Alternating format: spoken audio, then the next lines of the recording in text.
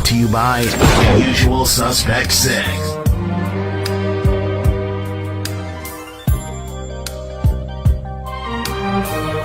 UsualSuspect6.com.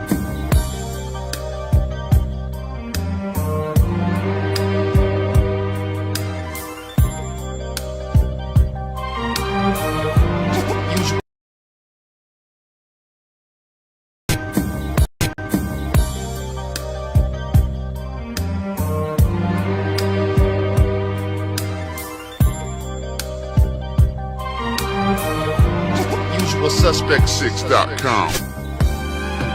It's a Usual Suspect take.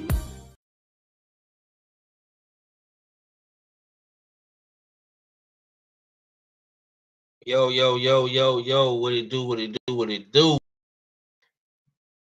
It's your boy Hard Hitter Sports and Entertainment. Man. Usual Suspect Sundays. We are smash that like button, smash the like button, subscribe to the channel. Subscribe to the channel, man, if you haven't done so. I hope everybody is having a Sunday, man. Hope everybody's having a great Sunday. Y'all coming up in here. Come on up in here, man. Get in the chat. Let me know what's cracking, what's popping, what's stacking with y'all today. You understand me? Yeah, we're gonna have a cool show.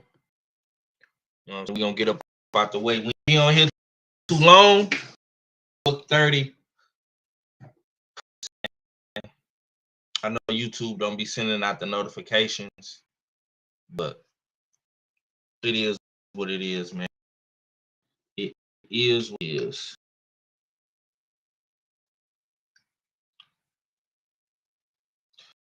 Smash that like button, man. I see people coming up in the building, streaming. We do streaming multiples. We on Smoke City Mobcast. We on Line. We on Twitter. If you on the Twitter, man, repost, like it, mark it, all that good stuff, man. I hope everybody is having, like I said, a great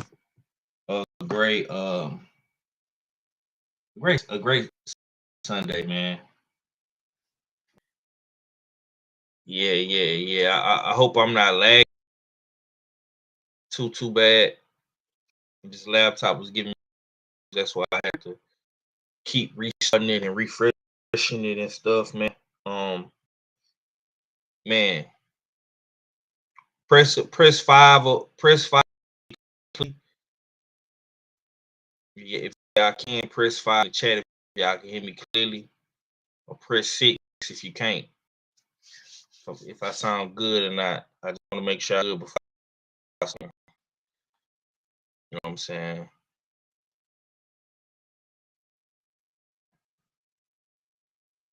See my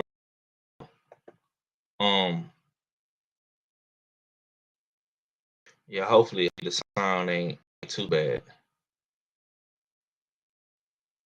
Cause this laptop has been tripping.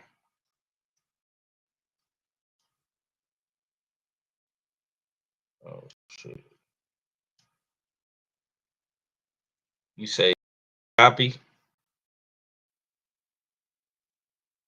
Yeah, bro, this laptop. I have to probably get my laptop, man, to take this bitch to the shop.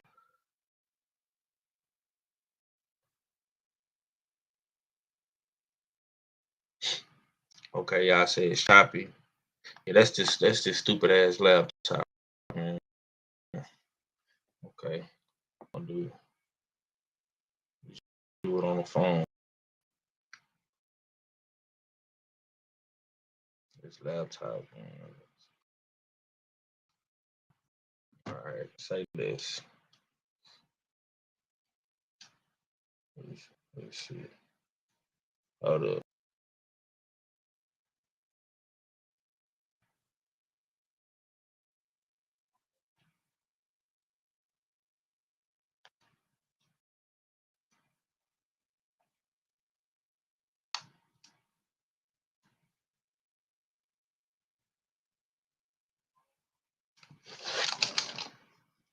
All right. We gonna yeah, it's lagging on my it's lagging on this laptop, man. On with it.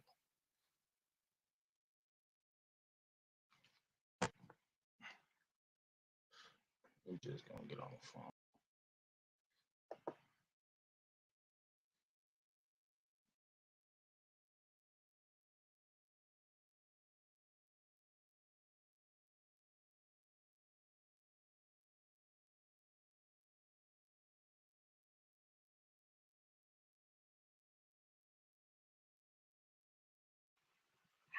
All right, let's see what about now. Hopefully it's better now, man. Cause this laptop is this laptop would not let me be great, bro. This I'm trying to get this laptop together. You say I'm muted? Can y'all hear me now? Am I better?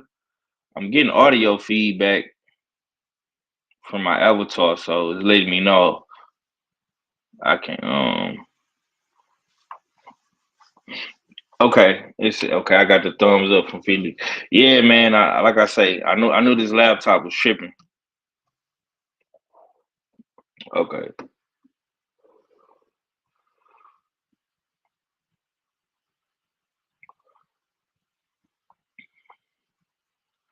I'm good now. I'm bet. Bet. All right, man. We're gonna go ahead and get into it, man. Usual suspects Sunday. Apologies. Apologies for the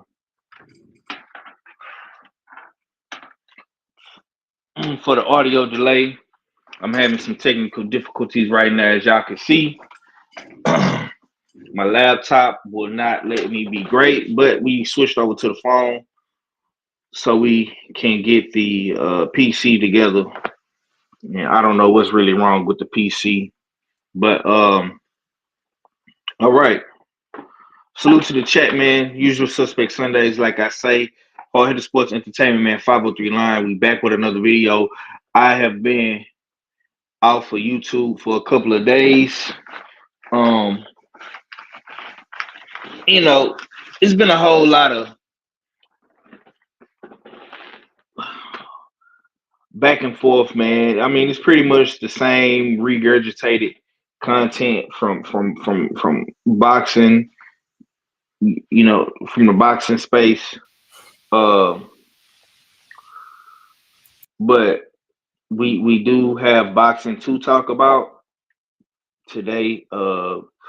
Multiple fight cards, man. We had one in the UK with Dave Allen and Makhmudov, and we had one in America with Boots Ennis and Lima. So we're gonna get into it today. You know what I'm saying? But before we do that, man, my brother just pulled up on me, man. R fella, NKG, what's going down with it, Art? And what it do, what you saying, what a going at your favorite, get your most hated R fella.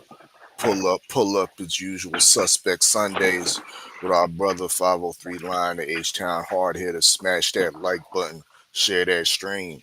Damn right. It's the usual suspect ting. In the dig. Make sure y'all shop usual suspect6.com. Squabble up tees are available in all different colors.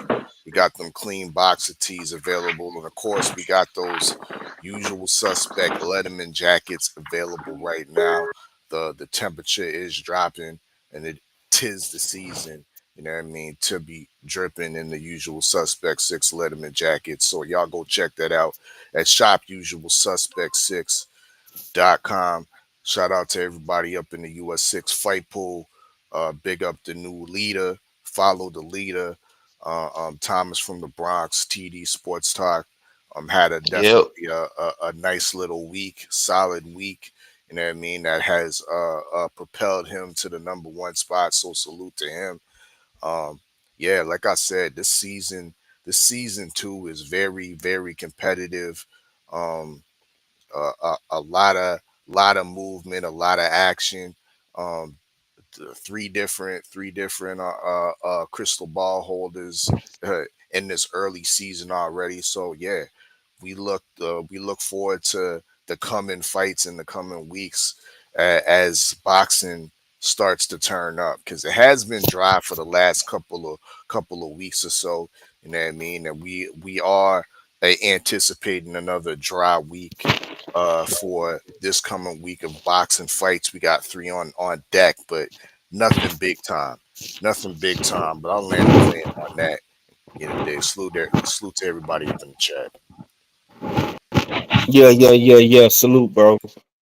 Um, got my brother, the good doctor, KG. Tales from the B side in the building. What's going on with it, K? Shit, what's going on, fellas? What's up, chat? Ain't shit, man. Ain't too long got off work. Well, no, it's been some hours now, but yeah, not too long got off. What's up with you, Five? I was waiting for you to get your little technical difficulty situated because I was like, I was backstage and I said, I'm not about to hit that, hit the link in this, and he all copy and shit. Yeah, bro. Yeah, I'm having some Blame it problems on with me. my laptop, but I I appreciate was, you for pulling up, bro. I was like, they ain't gonna blame it on me. You know what I'm saying? So I'm like, see, I wait. Yeah. I appreciate that, bro. All right, man. We gonna go ahead and get into it. I don't want to just recap the fights. We'll say that we'll talk about the fight in depth tomorrow on the Bellway, but I do want to talk about uh the projection and the trajectory of Boots Ennis, and what do you guys think about the performance of Boots Ennis in the first round knockout of Lima? We don't, like I say, we're not gonna really talk about the fight itself. We'll say that for tomorrow. But I ask you this. I ask you first, KG. Did the opponent selection justify the performance of Boots Ennis, because they said you got to get this guy up out of here. You got to make easy work of this guy, and that's what he did.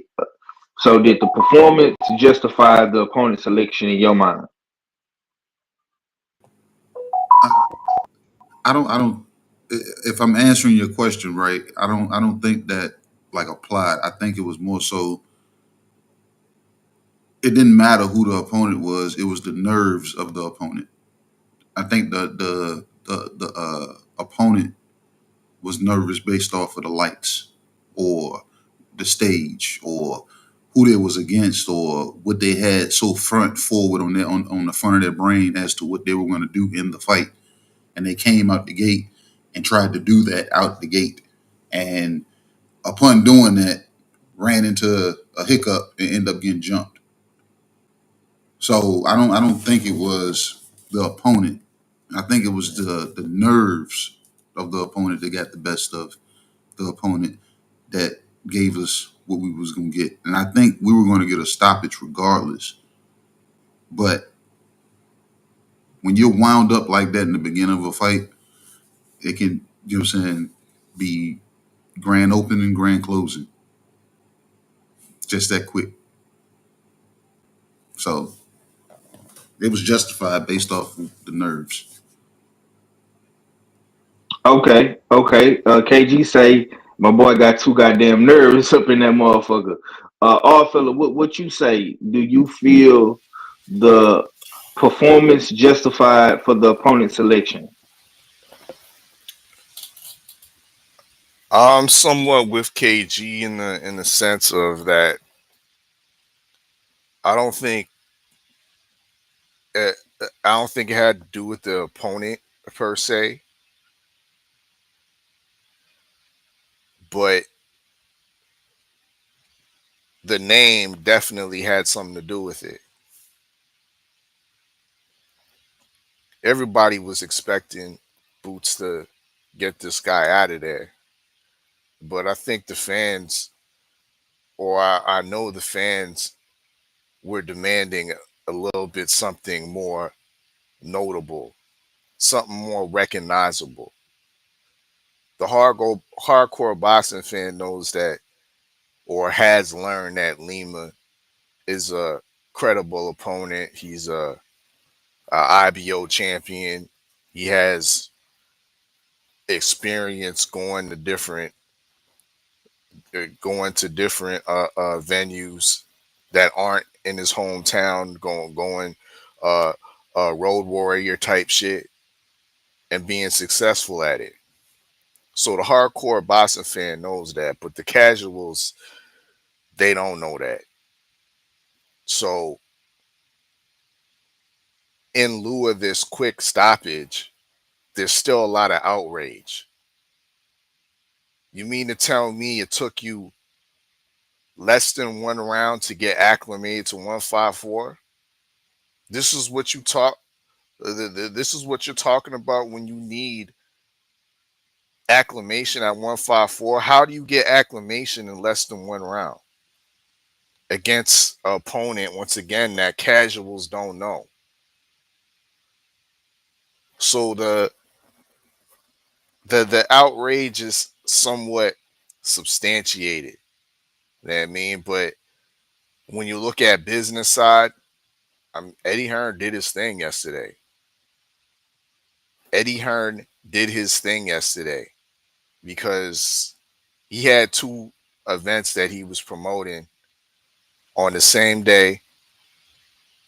One in the UK with the heavyweights, and of course the matchup in Philly between his fighter Boots Ennis and Usima Lima, which I believe both were sellouts, or if not close to it.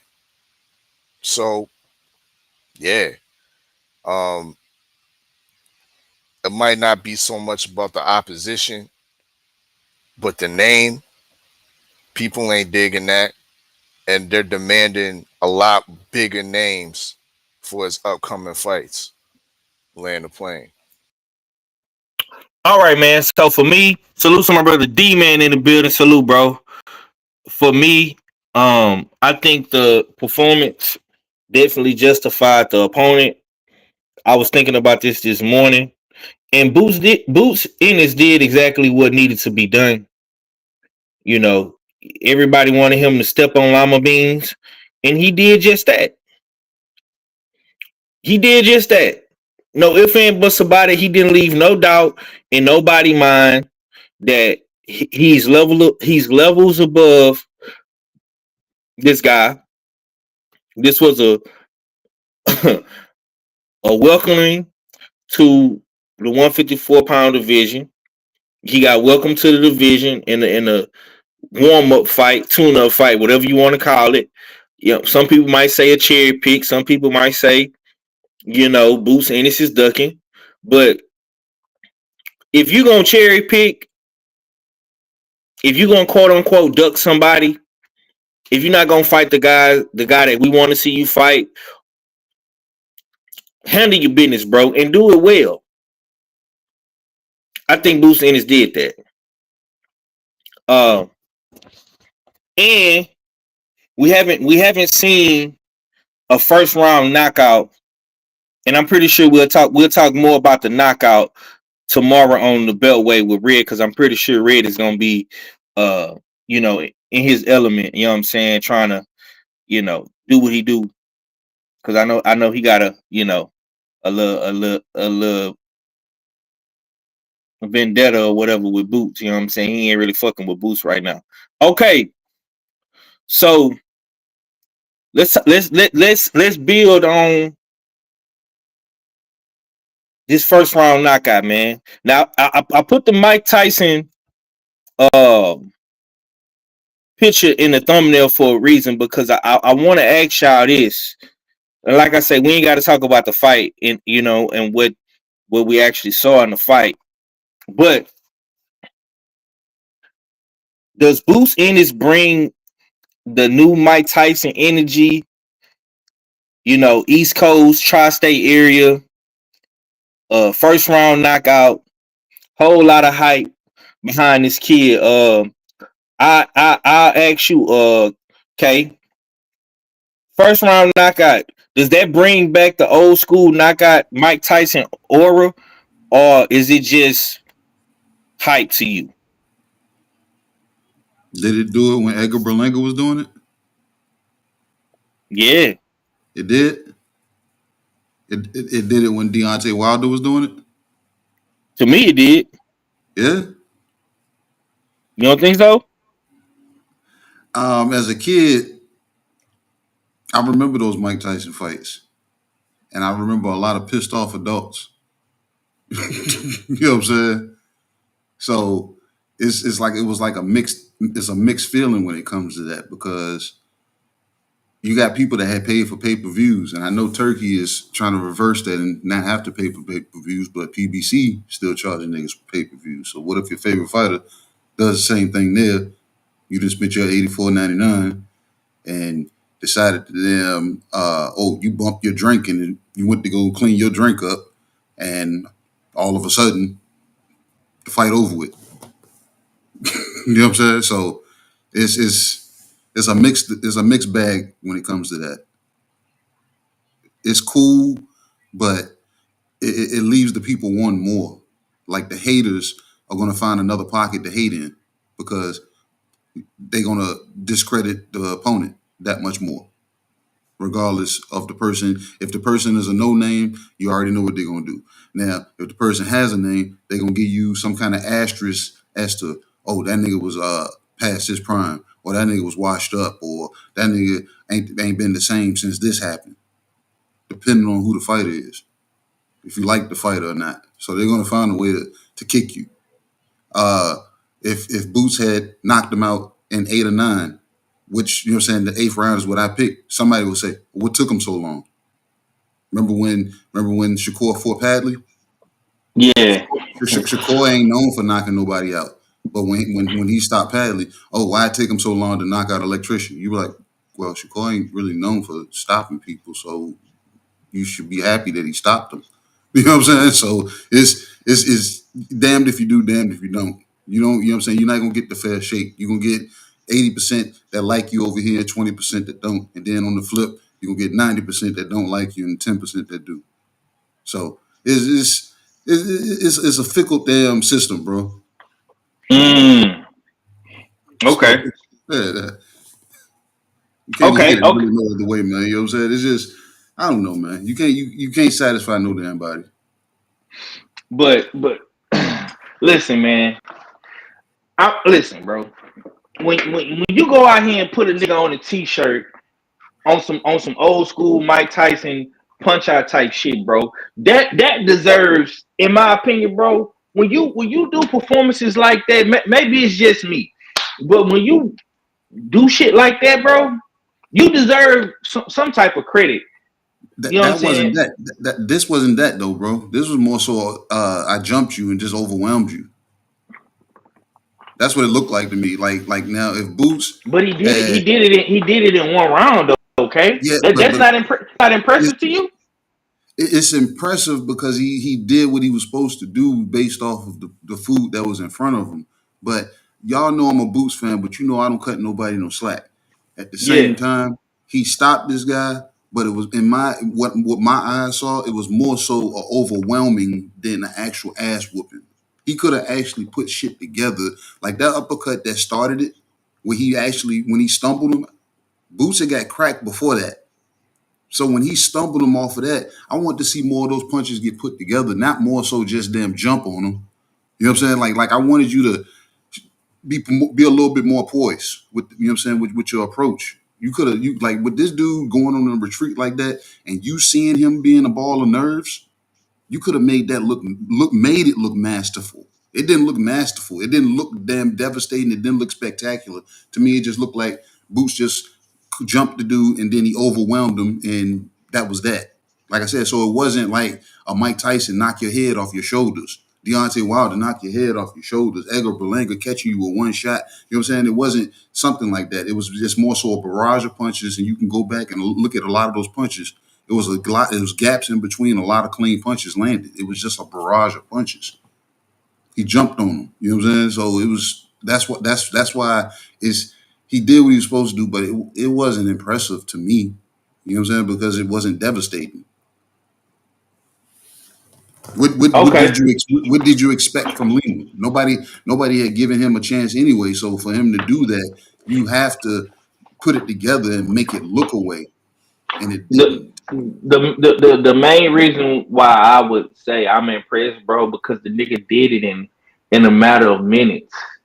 I think it was a minute. I think it was. What you mean? So So what you mean, bro? No, he did it in a matter of minutes. Well, 1 That minute happens and in 50, boxing, Five. yeah, people get hurt early in fights.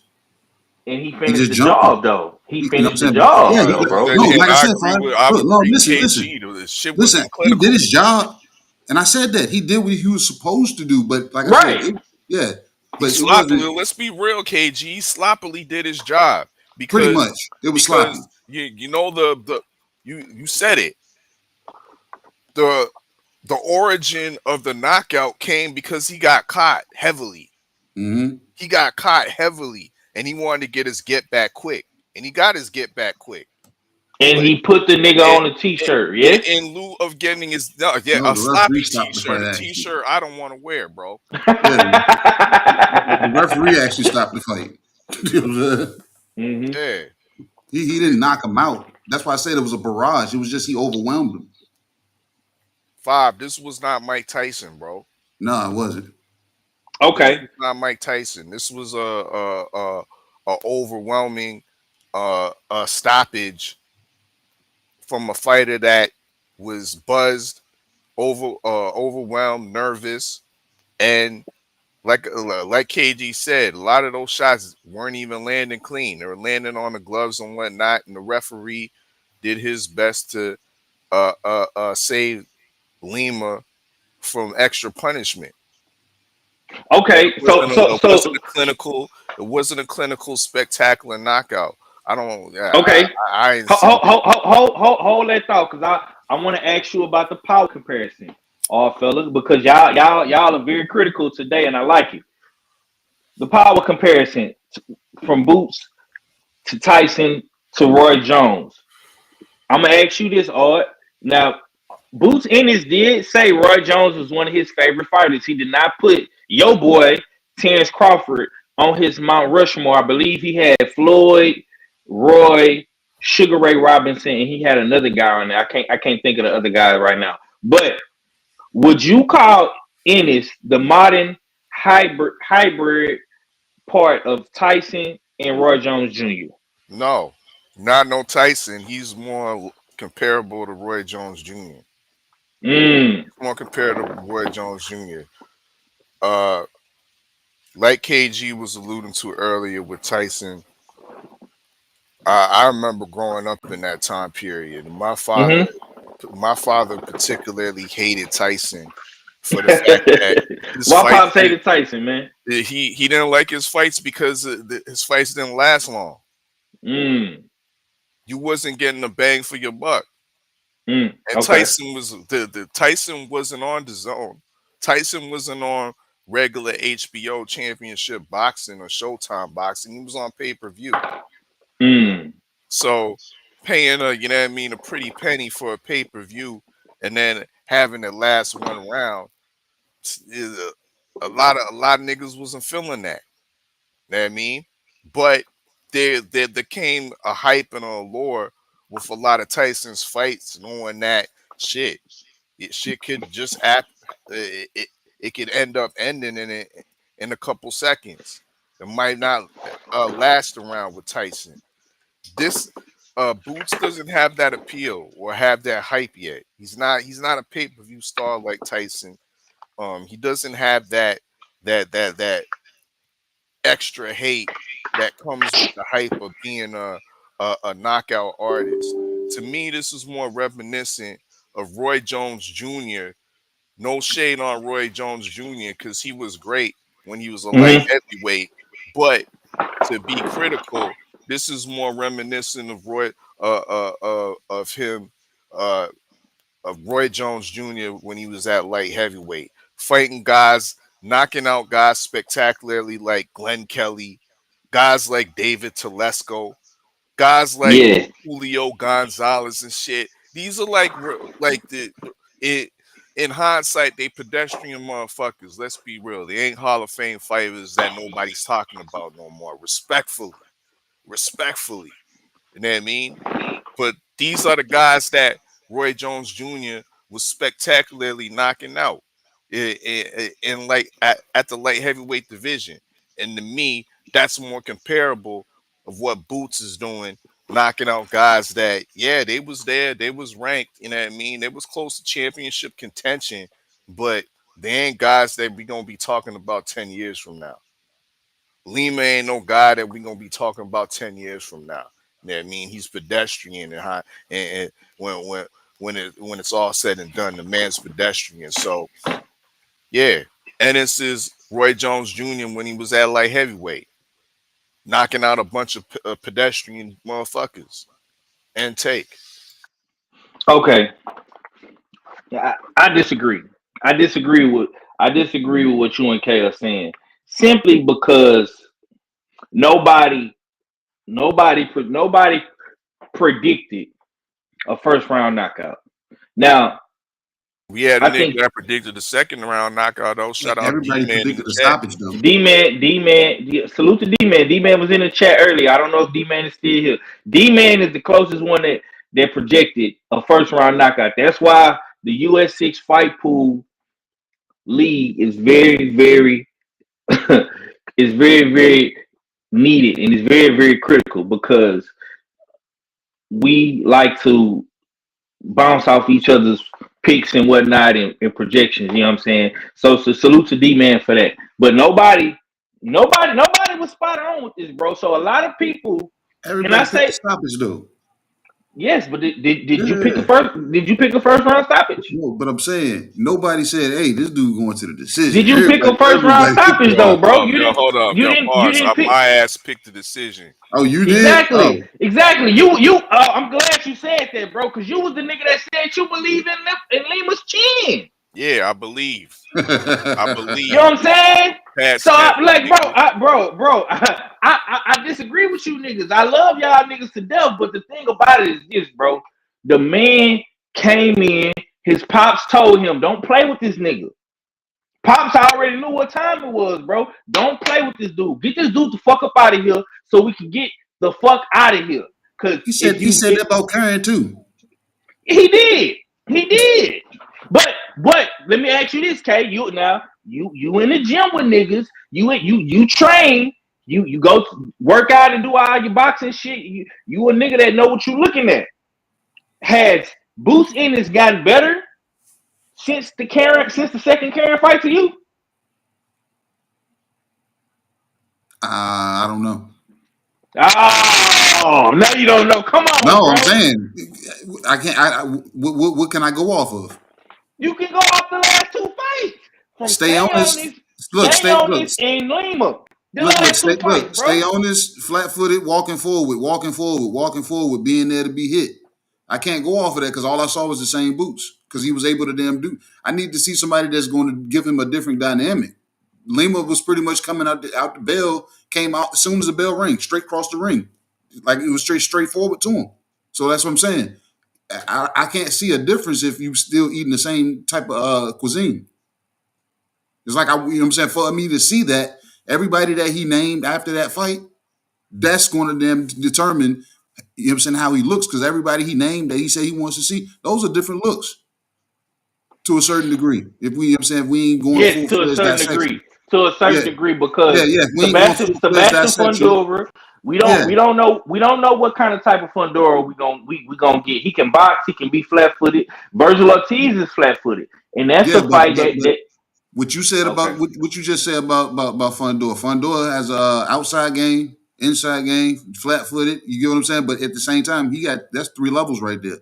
Virgil, we understand what we're gonna get from him, but at the same time, we know him to be a puncher, a power puncher. So can Boots take what, you know what I'm saying, what he's distributing? That's what we was wondering when he fought Stay On This, but at the same time, he was tailor-made coming straight forward. So we might not get too much out of the Virgil fight as far as them. Is he any different, any better? But the Fundora fight, yes. Who else is on that list? You got Charlo, you got Keith Thurman, you got Charlo and Keith Thurman, good boxers. So they can turn the switch on and off whether they fighting or boxing. So those are different looks. You know what I'm so saying? you got Abaz Baru, the new WBA champion. Y'all every time we say this dude name, I'm trying to remember what fight have I seen him in. Well, he just beat he just beat Tellis, bro. He just beat Tellis. I didn't see that fight. Yeah, I didn't see that fight. Okay, yeah, you gonna have to go back and check it out. But okay. like I say, we gonna talk about everything 154 today. I want to focus mainly on this division because we know that the Thurman Fundora fight got postponed, but that fight should be happening real soon. We also have Lubin and Verge at the end of November. So that fight is coming up in a couple more weeks. Okay, like I was saying, man, I disagree with my brothers based off performance. And if you know anything about Five, in my criteria, bro, performances is one of my top criterias of ranking pound for pound fighters. When you go out and you have amazing performances, bro, that matters to me. I can't speak on what Ard and K and how they feel because as you can hear, the brothers ain't too impressed, you know what I'm saying, and they not buying the Mike Tyson hype, you know what I'm saying? But our fella alluded a little bit to the Roy Jones comparison. And I kind of somewhat agree. I do see flashes of Roy with Boots, but we gonna keep it pushing. We're gonna keep it pushing. I want to move to the next segment, which is the state of 154 pound division. But before I do that, let me get back in the chat. Let me big up the chat real quick. We got my boy Macadacious Mac in here. The Sive. My boy Felix say I'm with 503. I was thoroughly entertained because he really hurt dude bad in like 2 minutes. He did it in under 2 minutes, Felix. He did it in like a minute 50. So he did it in under 2 minutes. And that's what's impressive to me. You know what I'm saying? We live in an analytical world. Everything is statistics. We go off of numbers. We go off of picks. We go off of betting. The man did the shit in under 2 minutes in the first round. I mean, hey, you know what I'm saying? That shit right there was impressive, bro. And, you know, let me see. My boy D-Man still in here. Okay. Let me see. What Queen say? Queen says, I thought the nigga was gonna make it at least until the second half. Exactly. A lot of people was thinking he was gonna make it to the second half. You know I'm not gonna call no names, but you know, we know who those people are. D-Man says, I want to see him with Lubin Virgil winner. Okay. Yeah. We're gonna get to that. So we're gonna talk about the state of the 154 pound division. And I'll come back to you, KG, because you was kind of heading in this direction, and this is a perfect question to segue into what you was just saying. Who gives Boots real resistance? Is it Fundora's hype? Is it Charlo's experience? Or is it a guy like Baki's power? That who gives Boots Ennis real resistance? Well, if he goes in and he beats this guy, you will be thoroughly impressed. The first two names you said, Fundora and Charlo. Hey, look, and I even put Keith Thurman in there. You know what I'm saying? Okay. And I say, because I say Fundora because he's going to have to get to Fundora if Fundora decides to fight from the outside. How does Boots navigate going forward? You get what I'm saying? Right. So he would have to, you know what I'm saying, and then even if they get to the inside, can he still find Fundora when Fundora is still able to fight on the inside the way he does? Like he would have to really devise a plan to stay mid to close range with Fundora, because if Fundora, like I told you, as Fundora is going, him and his sister, as they continue to grow in boxing, they're getting better. Might be damn, you know what I'm saying, a few inches here, a few steps here, but they're both getting better. And Fundora is finding more of himself to, you know what I'm saying, to fight a little more outside. Because y'all remember he was always on the inside. And you know what I'm saying? Everybody's like, why is this tall ass trying to damn be in the phone booth? Now he's actually realized I do have an 82-inch damn jab. So that's going to be tough. Charlo, if the Iron Man shows up, if the Iron Man heart still flickers in that body and he shows up, Boots has something to damn deal with, because that's a big frame. That's still a, you know what I'm saying? Charlo, he was a big frame at 54. Right. So he's dealing with somebody that can box, somebody that can also slash power box. You know what I'm saying? Like I said, Boots, I was talking to you earlier, Five. Boots has that flamboyance with him. He has a style with him. But what happens when fundamentals prevail? So so that's what I'm saying. So those are tough tasks. Keith Thurman. Keith Thurman is a front runner. He's going to jump out there and be early. He's going to be on you early. If he can damn get you going backwards, he's part of the jump squad. He would have did the same thing to Lima. If he had caught Lima early, he would have did the same thing, and we would have been talking about Keith Thurman stopping Lima in the first round. And Red would have been going off about how who the fuck has Keith Thurman knocked out in the first round, bro? You get what I'm saying? Who has he beat? Who has he knocked out in the first round? Come on, K. Don't do that, K. Don't do that. I'm just saying. I said if he had did it. I said, but like I said, he's one of them people that will jump you if he can, and because he's a front runner, he's going to start off fast. Keith ain't got it like that, bro. Keith ain't got it like that. But go ahead. Hey, if he could have caught Lima full of nerves like that, we would have been talking different. So, and that's damn one time with the experience. He ain't in there. He's been under the lights. He wouldn't have been nervous. We wouldn't have had to worry about him. Like if he took Lima out of the fight, put him in the fight against Boots, and him starting as fast as Lima started, that is natural for Keith Thurman to start that way. So we wouldn't have had a first round knockout if it was Boots versus Thurman starting off in that manner. Told you, Lima was more so nerves. But Keith Thurman be a tough fight. You said Baki. I hate to say it. He'll be tough if he, you know what I'm saying, once he starts landing punches and starts touching. But if Boots is able to move around and this dude ain't just completely up and down type fighter, Boots them, you know what I'm saying, he'll outclass Baki. Mm-hmm.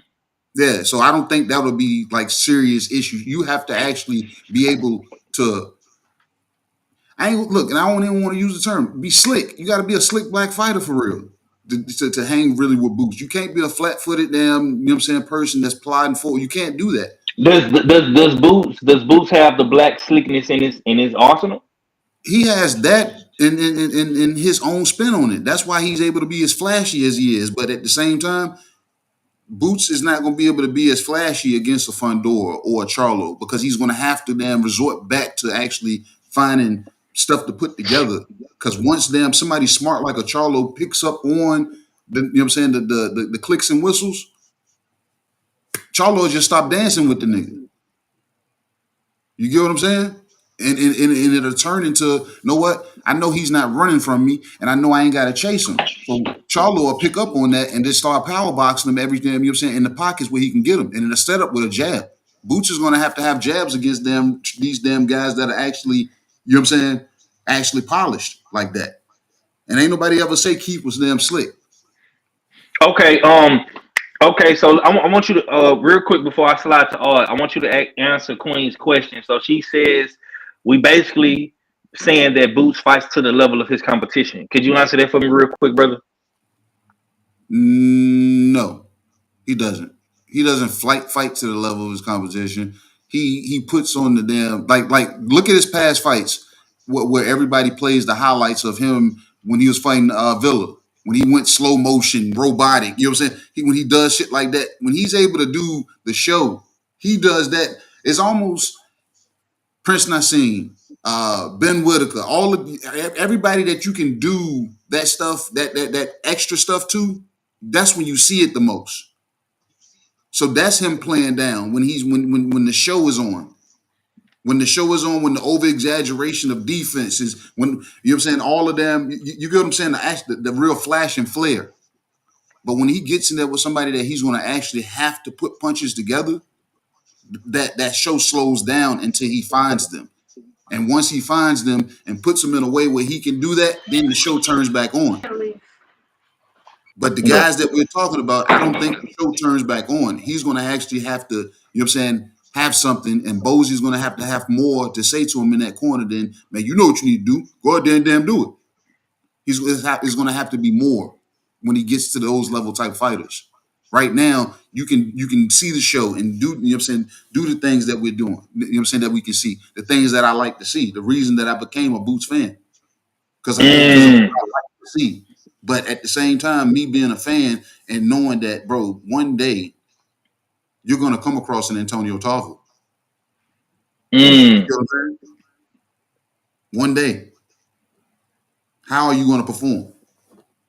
One day you're going to bounce back and think you're back on show on your game, and you're going to come across a Glenn Johnson. You know what I'm saying? Okay. I got you, bro. I got you. Salute to my homie Talib Cunningham in the building. Salute, bro. I ain't seen you in a minute, homie. I hope everything is all well with you, man. Real quick to respond to what KG is saying, man. Listen, Keith Thurman ain't had a first round knockout since 2008. That was 17 years ago.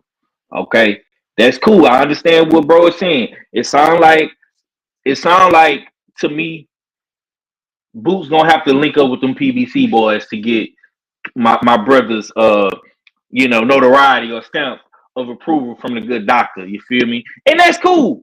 That's cool. That's K's take on it. I definitely understand what he's saying, and a lot of people feel like that. But here's the thing, bro. You can't fake that kind of dominance, bro. You can't fake it.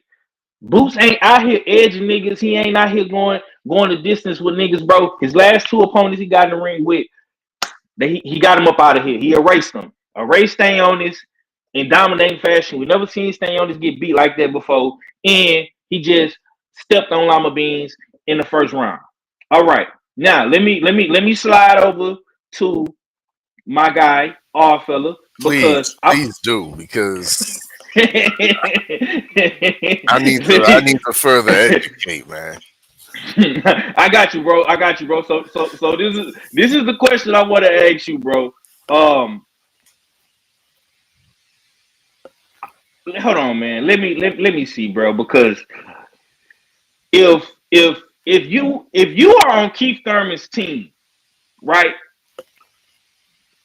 Do you take the Boots in his fight right now, or do you wait for a bigger payday? So let's just say Keith Thurman beats Fundora.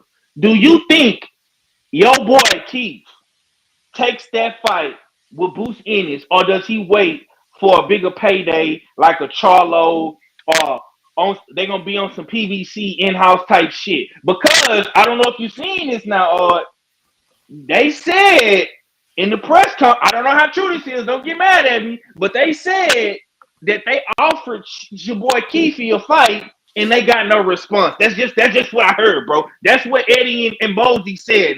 Now, what you got, man? I mean, it's whatever's clever, Five. There ain't no sides of the street with the PBC no more. The property pops up, the promotion pops up here and there. There is no property on the street. Has anybody from 154 went to the other side of the street though? Or has Keith Thurman moved to the other side? Has Fundora moved? Has Charlo moved? It's whatever's clever, Five. Break it down. It's what Elaborate. you know what I mean? Because times are getting tough. I know Thurman was looking forward to that, not only to get back in the mix of things, but a decent payday against Fundora. But that's been delayed.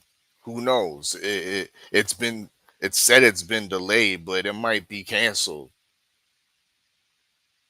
at the end of the day. You know what I mean? Something else might happen with Keith Thurman or with Fundora. So it's whatever's clever. And if there's other opportunities, which there's plenty of opportunities at 154 and other checks for Thurman to possibly take, he should take that. You know what I mean? If he gets through, if this fight does happen with Fundora and he gets through that, of course. If there's a decent offer made, you know what I mean, from the Boots Ennis side and vice versa, definitely you should take that fight. You know what I mean? Um, Especially for these PBC guys, it's whatever's clever. We've seen a lot of the fighters starting to fight on different promotions with frequency. We see the amount of shows that PBC puts on. What? How many? 4 this year on Amazon Prime. Yeah. So yeah, that ain't making it, bro. So there definitely gonna be other opportunities for Keith Thurman outside of the so-called PBC street. You got to go to some other landscapes because they no longer own the 154 landscape. You know what I mean, and let me dial it back to Okay. the earlier conversations because when you was talking about who was gonna be difficult or a challenge for Yeah. Who? Boots Yeah. at Yeah. Yeah. 154. Who got the real resistance for Boots, man? Because I know it ain't your boy Keith. I agree with Keith to a certain extent because he is a guy that can um emulate, if not emulate, do it at a better, do it in a better fashion than the boxing Karen. And we all know the boxing Karen frustrated Boots and was highly competitive. Keith Mm. Thurman is a better fighter than the boxing Karen. Mm. Keith Thurman is a former unified champion. You know what I mean? With and his only fight was a loss by split decision. And I think Keith beat himself in that fight. Beat himself before the fight. You know what I mean? So theoretically, Keith could be undefeated right now. Keith Thurman's a good fighter and definitely could pose a challenge with his style and with his boxing IQ to a guy like Jaron Boots Ennis. Of course, Mm. I think the attributes of Sebastian Fundora would create a lot of problems for Jaron Boots Ennis. Not only is he long and he's understanding how to fight on the outside, um, he does have some pop in his punches. He's not a feather fisted puncher. Mistakes being made will come with a lot of consequences and a lot of damage from Sebastian Fundora. So yeah, his ability to fight on the outside as well as the inside gives him makes him a very formidable challenge for Jaron Boots Ennis. One thing I want to say is let's take out Jamel Charlo for real. I mean, respectfully, let's take Jamel Charlo off the list because the man's been inactive for how many years now? 2 years. Yeah, let him get back acclimated into the division. Texas You know niggas what I don't mean? get acclimated. They just get Yeah, in the ring, let goddamn. him get a couple tune-ups or so. I mean, to get himself back in the mix before we throw him at Boots, because the next thing we know, when Charlo gets waxed and won by Boots, they're gonna say, "Oh well, Mel was out for 2 years." Okay. Let's not do that. That's You know what true. I mean? I think a better, more challenging opposition who might not be on everybody's list. Uh, probably on nobody's list, there ain't nobody thinking of, is Israel Madrimov would give, I think, Boots fits with his boxing IQ, his Mm. movement. Look how he looked against a guy like Crawford. Sir Budget Crawford. You know what I mean? Yeah. It was he looked worse against Virgil Ortiz because he kind of capitulated to the pressure and the educated pressure style of Virgil. But when it comes to a boxer, you know what I mean, another guy with boxing ability, I think Madrimov can definitely pose a lot of challenges to what Boots brings to the table. You won't see all that showboating and flashiness if he's in the ring with Madrimov. You're gonna see a close competitive fight, in my opinion. So those are Mm. three guys. Those are three guys that I think would be the most challenging guys for Boots. Man, listen, man. This Boots Ennis is the closest thing we have to your boy Terrence Bud Crawford right now, bro. Switch hitter, elite speed, timing, reflexes, and power, just like Roy Jones and Bud. Got a high knockout output, over 91%, 33 and 0, 91% knockout ratio, bro. Listen, I understand what you saying, Art. But I disagree. I disagree with this, and it's basically what you said about Charlo. I think Charlo, even though and I know you got a valid point with Charlo being inactive. Charlo definitely has to get his motherfucking his ass back in that ring and get the punching and squabbling. I can't knock you for that. But I think Charlo has the perfect style to give Boots Ennis trouble.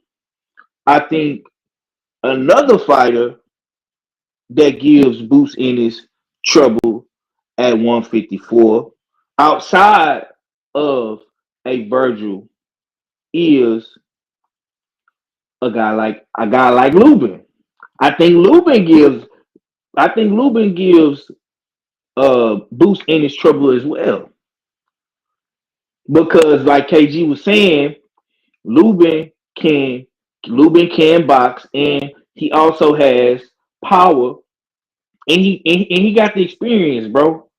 Um, I would even go as far as to say a prime Tony Harrison would give Boots Ennis problems. But the only problem with Tony Harrison is that nigga check engine light come on after the sixth round. You know what I'm saying? So like, but and honestly, bro, I really think if Tony Harrison was still in his bag, bro, you know what I'm saying? He was in shape for real, bro. I think Tony Harrison could probably beat Boots in the decision because he boxes that good. But once again, you know what I'm saying?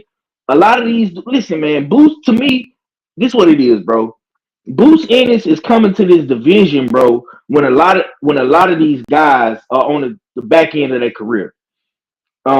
A lot of the PBC guys, Charlo, Tony Harrison, Lubin, a lot of these dudes have been through the motherfucking round robin. They've been through the Shark Tank, bro. So a lot of these dudes is on the back end of their career. You know what I'm saying? But right now, realistically, um, definitely Fundora gonna give him problems. I think Boots Ennis could have problems. He could probably have problems with Xander. You know what I'm saying? I think him and Xander is a good fight. I don't know too much about Abaz Baruch because I only seen him fight one time. But that one fight that I did see him in, um, he gave a good up and coming contender problems. You know what I'm saying? And Tillis was going around Houston, beating up everybody, and he was a top contender at 154. So I don't know, man. It's so many different fights out there for the guy. But we gonna keep it pushing. We're gonna keep it pushing. Um, let's go ahead and talk about it, bro. let's address the elephant in the room, man. So we've been hearing the back and forth about the Virgil Ortiz and the Boots Ennis fight. We seen Boots Ennis specifically call out Virgil after the fight, and he said that if he can't get the Virgil Ortiz fight, he's going to go after a title. This fight was for the 154-pound WBA interim title, so he is number one now in the WBA sanctioning body. KG, I'm gonna slide back to you, bro. Um, in your mind, realistically, do you think if Verge beats Lubin in November, do that fight happen in 2026? And what are your thoughts about a long awaited Boots Ennis and Virgil Ortiz fight, man? If motherfuckers is all about their integrity, man, I'm hoping they're, you know what I'm saying, men of their words, that would be the next fight on both ends. So, and this is like, I hate that everybody keeps asking about that fight. It's almost feel like we're overlooking Lubin. You know what I'm saying? But you worded it properly, saying if Virgil wins. But yeah, that should be the next fight because it's been long awaited, but it hasn't been like 6 years long. You know what I'm saying? It hasn't been that long because it ain't been like these dudes has been outside in the same areas or their entourages have crossed paths. You know what I'm saying? They kept it going. It's just they just haven't fought, and you can we can say the same about both that neither has done anything. You know what I'm saying, of significance really right now. So they may be the significance that they both need. Okay. Salute to the chat real quick. Let me get back in the chat. I see Lala came in the building. Salute Lala D. My boy say he started him a trucking company, man. Salute to Lee Cunningham in his trucking business, man. Yeah, man. Salute to you, bro. Tay Tay is in the building, the real queen of MMA and combat talk. Um, Lala D says 5. I think Boots gets his too much as the fight proceeds, and Mel has too much power for a fighter like that. Yeah. I, listen, I think Mel is the ultimate kryptonite for a guy like Boots. But once again, I can't give Mel that justification because he's been inactive, and I can't get mad when our fella, puts him down at the bottom of the list because you're like, listen, man, 154 is cracking. You know what I'm saying? 154, that division has always been cracking. It's always been a great division for real fight fans and dudes that really love boxing and the queens as well. But Charlo is MIA. He got the Canelo bag and he dipped. Earl Spence got the Crawford bag and he dipped. Texas is looking real. We hanging on by motherfucking by a thread, bro. Like we hanging off the cliff like Mufasa.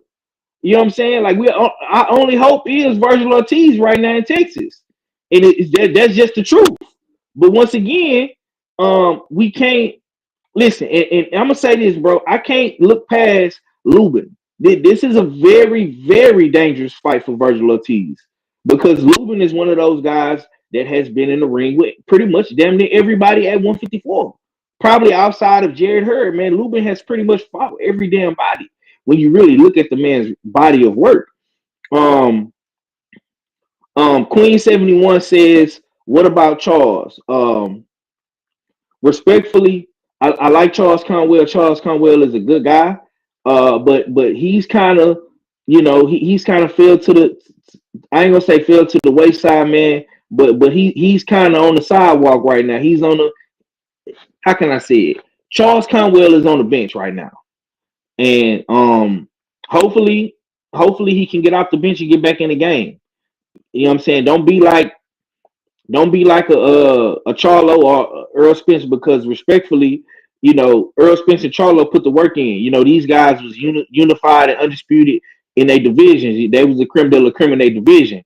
Charles Conwell has not reached that plateau. He was on his way, but he got derailed. He got derailed, and Xander Zayas came in and beat the guy that beat him. So if Conwell would have won that fight, you know what I'm saying? He would be in the conversation, but he didn't. So respectfully, we can't put Conwell in the conversation right now. And he was another guy that allegedly got an offer from Boots Ennis, right? He was another guy that got an offer, and he did not take the offer. So I can't be mad at him, but I'm not finna sit on the platform and praise him and cap for him. No, I'm not doing that because you got an offer, bro. If you believed in yourself, you know what I'm saying, you could have betted on yourself, but you turned into a businessman and it was about the money. You know what I'm saying? So hey, it is what it is. Let me see who else. We got Autism Boy in the building. Salute. Okay, Lala D say she like Lubin. Yeah, we fuck with Lubin heavy. All right, fella, same question, bro. We seen Boots in it specifically say Virgil Ortiz's name. He want that fight. Hopefully, it's a good fight between him and Lubin. If Verge beats Lubin, do you think in 2026, man, is that the fight to make at 154? Boots versus Virgil Ortiz, and do you think let me ask you this, do you think that's the fight to make over a title fight with a guy like Abbas Baru? Indeed. Most definitely. Everybody that's in the chat that ain't following us on Instagram, make sure you follow Usual Suspect 6 on Instagram. That's US6 on IG because we put up a post this afternoon. Speaking of, it was entitled "Puss in Boots," and I think a lot of us are outraged with the recent opposition. You you spoke of guys like Charles Conwell who turned down the fight. Um, Josh Kelly, who we know, who allegedly turned down the fight. Sergey Boyachuk, who we know, who allegedly turned down the fight. However, one of the common denominators being spoken about is that a lot of these guys at 154 were being lowballed by Matchroom. Thus, we have what we seen yesterday, Lima Beans, a guy we never heard of, a guy that only has 15 fights of experience, a guy that's never fought and beat any other top 15 or even top 30 guys in the 154-pound division. Xander Zayas, Abbas Baru would be great fights because they both have belts. They're both belt holders. They're not necessarily established. Xander just got his belt off of a guy that most of us would say is a gatekeeper type journeyman level guy. So he comfortably walked into that WBO belt. Abbas Baru, a German fighter that nobody never heard of, came over here and upset Joannes Tellers for that WBA Reggie belt. Snatched that Reggie belt and was in the right place at the right time. Why? Because that Reggie belt turned into a super belt once Sir Budrick went up in weight and defeated Canelo and secured that WBA super middleweight belt. So we have two unestablished belt holders that are prime target, but are they a bigger fight than the interim champ, the WBC interim champ, Virgil Ortiz? I don't think so. There's a little bit of history here between Boots and Virgil Ortiz. This fight's been talked about for years now. It's been marinating since 147. Now they're at 154. Yeah, okay, who cares? There's no real belts on the line, but at the end of the day, this is still, I think, the biggest fight for both of them, regardless if belts are on the line, regardless if the Ring magazine's viewing this as a lineal championship, which they won't be. It's still the biggest fight that could do big numbers in Dallas, Houston, San Antonio, do big numbers in LA, do big numbers in a lot of places on the East Coast, Atlantic City, Philly, New York. Yeah, this is the fight that should happen next for Boots and Virgil Ortiz if he's successful in getting through the Erickson Lubin test. And credit to him because he don't have to fight Lubin. He's the interim champ that could literally just shelve himself and wait for that Fundora shot. Literally take a easier challenge in lieu of that title shot with Fundora. But he's fighting Erickson Lubin, a guy that's been established in the division. He's probably the most established fighter at 154, active right now. That has the resume that you could say, yeah, he's beaten a plethora of top 15 guys out at 154. He's experienced fighting the best at 154, win, lose, or draw. That's Erickson Lubin. And Virgil Ortiz is running to the smoke and not shelving himself while he's just the interim champion. So credit to him. If he gets through this, I I don't want to see, oh, I need to tune up or I need a lesser opponent, even though I'm giving him and tipping my hat for him to fight Lubin. I want him to go straight in and continue to walk into the smoke and secure that fight with Jaron Boots Ennis and take. Yes, sir. Okay, man. Let's talk about the star that Boots Ennis has become. I want to highlight this real quick. I know we talking about the politics and different fights and matchups and what we want to see next, man. That's what Usual Suspect Sunday is about. This is the boxing recap. This is the podcast. Y'all be sure to smash the like button and share that stream. It's a fucking Usual Suspect thing. You know what I'm saying? I see y'all in the chat. I appreciate everybody engaging in the chat. That definitely means a lot to me. But I was listening to the press conference this morning. I listened to it's like a 20-minute video. And Eddie Hearn was saying some things in regards to Boots Ennis being a star, making a lot of money. And of course he alluded to, Boots getting the guy out of there within a minute. Well, under 2 minutes, a minute and 50. But I gotta give Eddie credit, man. I know a lot of people don't like to give Eddie credit. Eddie is definitely not one of the most liked guys around these parts.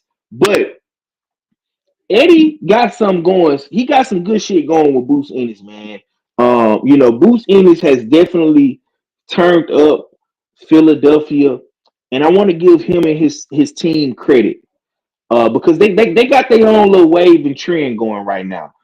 He put a lot of and this is what's important to me because I'm a local, media guy in my city, and I'm going to these local cards and covering these local fighters and looking at these local guys.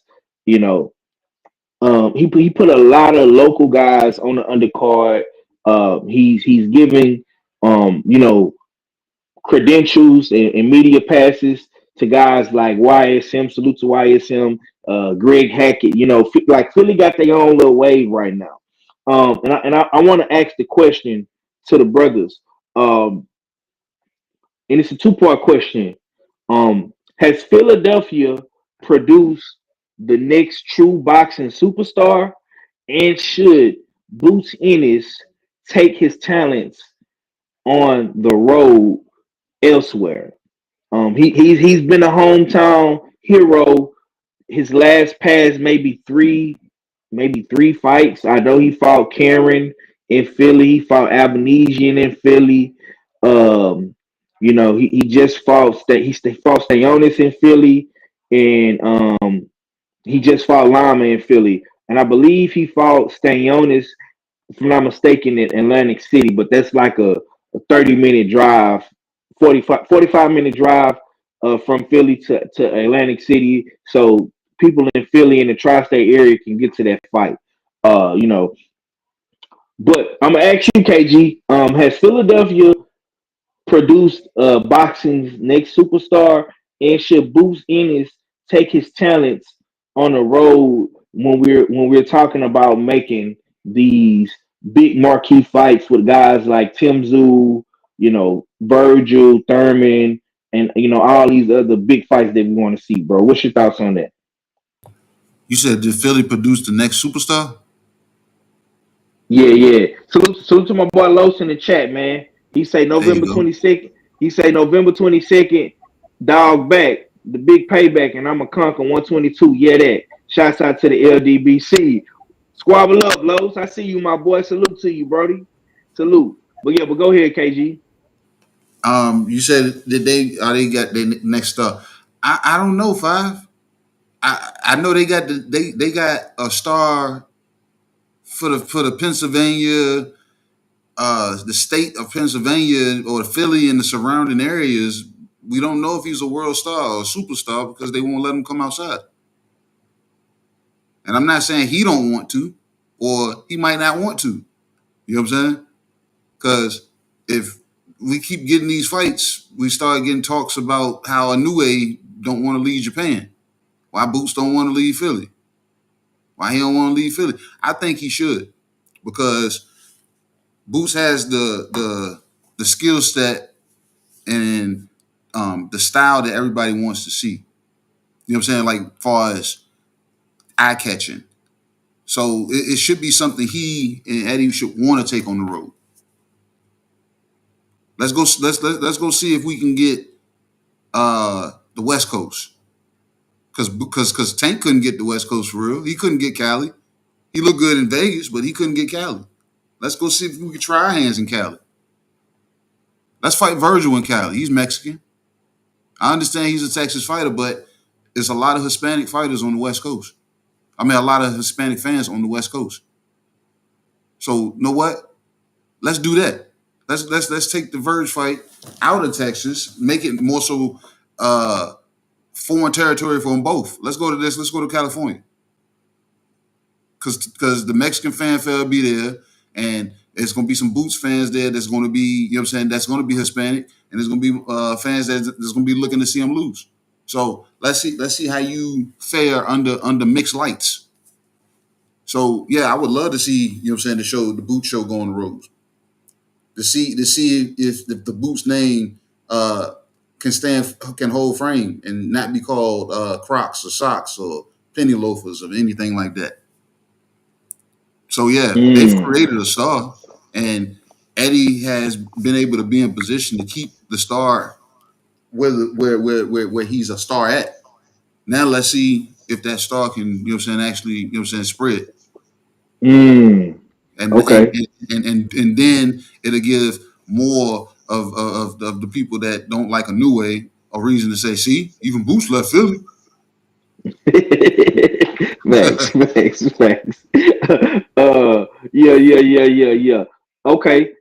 Off of the same question, man. Has Philadelphia produced boxing's next superstar? And do you want to see Boots Ennis take his talents on the road, be a road dog, a road warrior in marquee places like Vegas, Cali, uh, I would even throw New York in. You know what I'm saying? New York, maybe even go to Saudi and fuck with Big Turk and ride a season. You know when you go over there, you know you're gonna have to fight somebody. You know what I'm Yeah. saying? So what does the odd fella feel about that, man? I think it remains to be seen if Phillies create the next superstar. That's yet to be determined.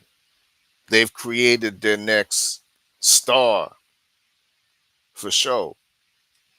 That's not an argument. But a superstar, nah, we can't go that far. We can't go that far. But with that being said, on his road to becoming a superstar, he can't leave behind or he can't forget what is making him a star. And that's continuously doing great numbers in Philly. That's continuously selling out arenas, not small halls, not exhibition places and convention centers. We're talking about NBA sized arenas doing big numbers, being the other franchise, major franchise in the city. You have to continue doing that. Um, and I think as fans of the sport, we forget that these fighters need to stay active. And during that activity, there's going to be fights such as fights like Usima Lima, which we saw. And these are perfect fights. Fights like that are perfect fights to stage to keep the the the local appetite, thirst levels proper. These fights are perfect for that. But when you're talking about the bigger level fights, like the Virgil Ortiz, uh,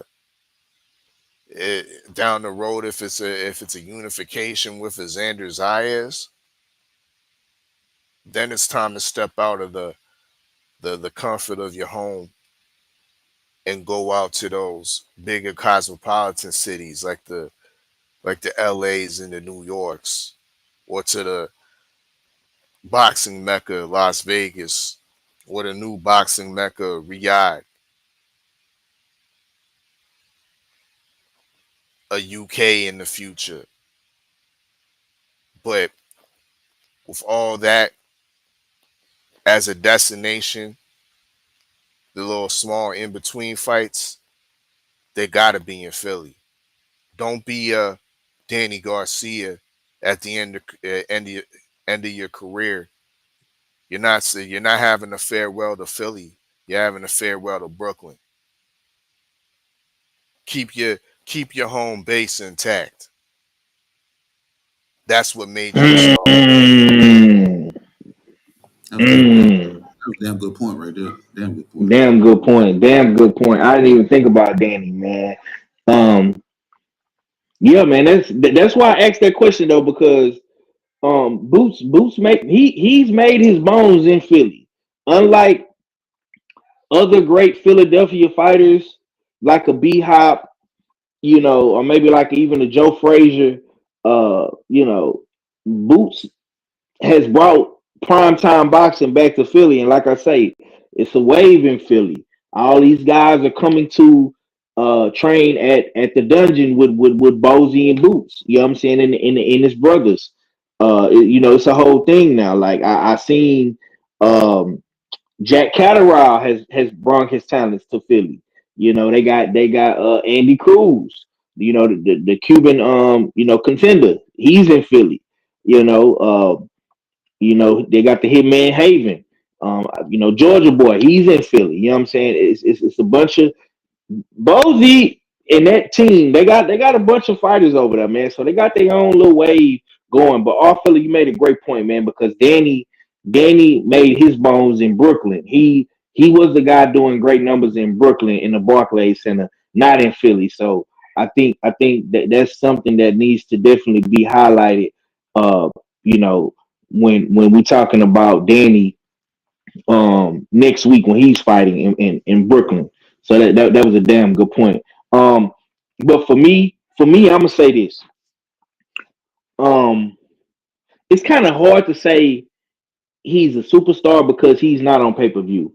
And I don't know moving forward if we're going to use pay-per-view numbers as a criteria because a lot of entities are trying to erase the pay-per-view moniker or model. We know that Turk is going against pay-per-view. We don't really know what's Eddie's stance going to be moving forward. When Boots Ennis does get those big marquee fights, we don't know if Matchroom is going to put his fights on pay-per-view. That's yet to be determined. But um, I definitely think that if he's not a superstar yet, he's definitely one in the making. You can't ignore what he's doing. You know what I'm saying? You can't ignore the aura that's around Boots. You know what I'm saying? The Roy Jones, Terrence Crawford like aura. You know, Boots Ennis has, and I'm a guy. I love the story. I love the story of a fighter. Where did you come from? How did you get here? You know what I'm saying? What was your upbringing like? Did you have to go through trials and tribulations? And Boots Ennis has that story. Boots Ennis is a guy who um who came up um the hard way. You know what I'm saying? Like our fella alluded to in his tape.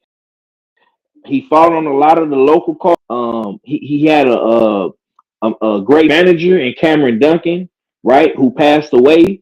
And Boots Ennis had to figure it out after Mr. Duncan passed away. He had to make that transition to Showtime, and when he got to Showtime, he excelled on the PBC's undercards. He fought a lot of people on the PBC Showtime cards, and he transitioned to Matchroom and DAZN, and now he's a household name in boxing, and he's a household name on the East Coast. You know what I'm saying? Like I say, the only thing Boots Ennis needs at this point, man, and we're gonna get into it right here, right now. He needs legacy defining fights. He needs unifications, more than one.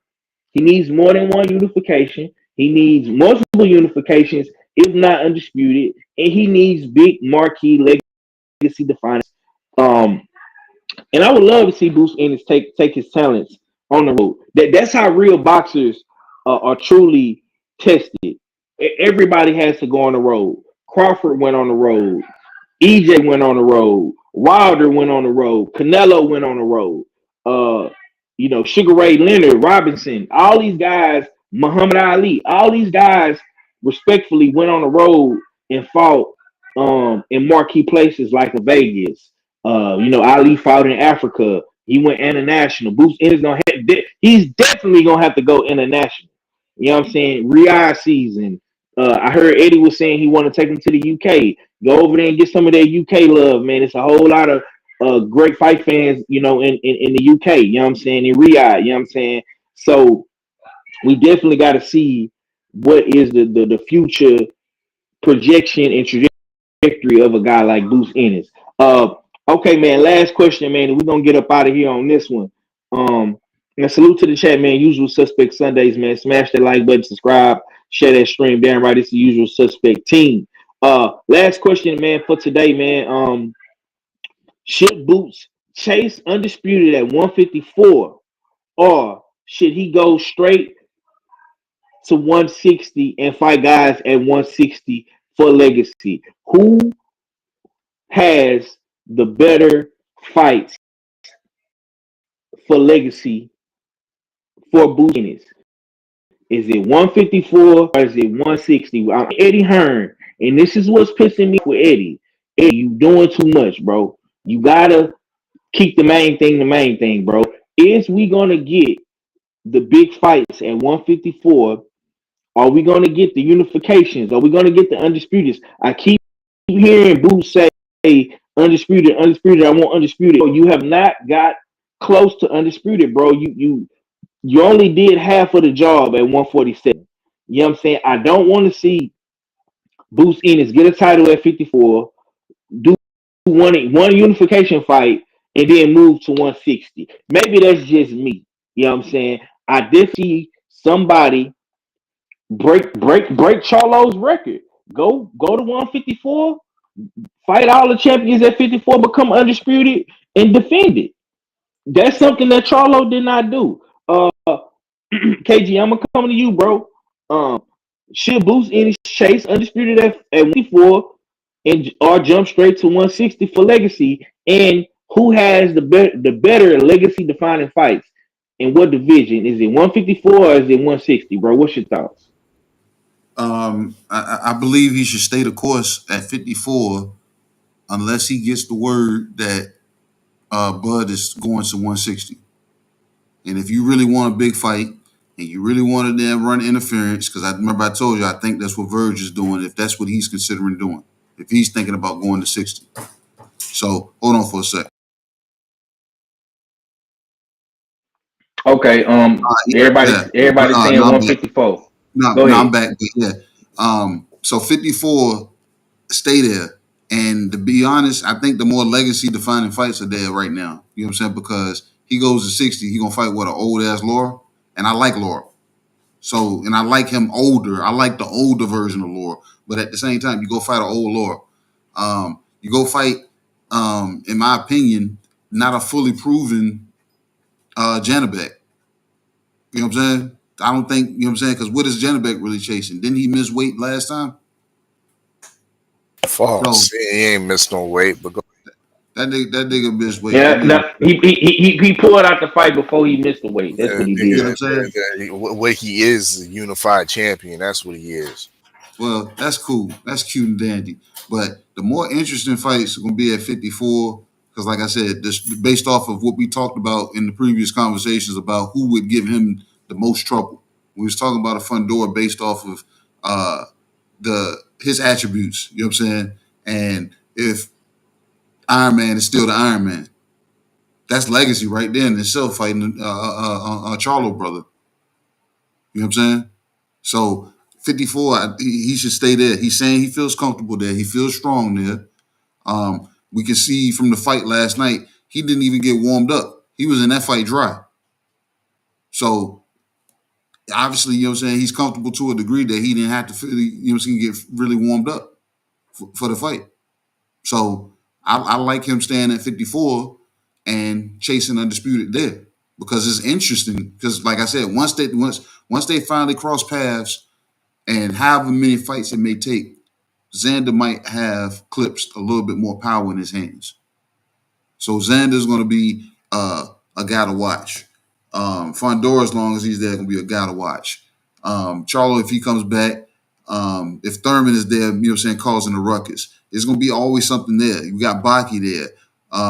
If Charles Conway decides that they're going to get his shit together and decides to, you know what I'm saying, perform in a fight, we got, you know what I'm saying, like I said, it's still action there. They just got to get up and turn the wheels. That's it. I wouldn't go to 60 unless I know for sure that Bud is going to be there.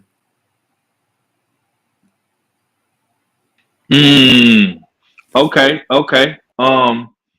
Real quick, man. The homie Autism Boy says 503, is Jaron Ennis overrated, bro? No, Jaron Boots Ennis is not overrated. Jaron Boots Ennis is a phenomenal fighter that has done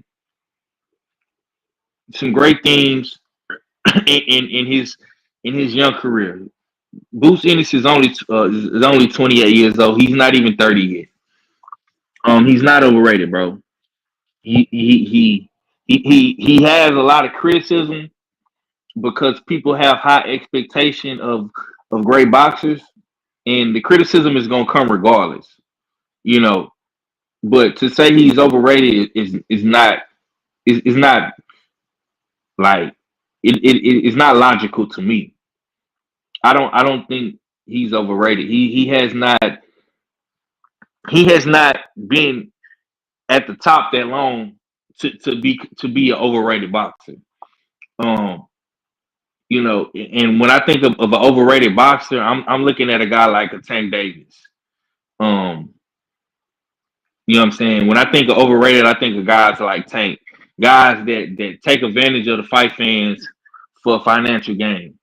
You know what I'm saying? Boots Ennis has never sold a pay-per-view. You know what I'm saying? We don't have to pay to watch Boots Ennis fight. And when we paying to watch him fight, he is fighting guys that we don't want to see. Respectfully, this fight yesterday was the first fight where we didn't get to see a fight that we wanted to see Boots Ennis in. I think once Boots Ennis got on the radar, like I said, the story matters, bro.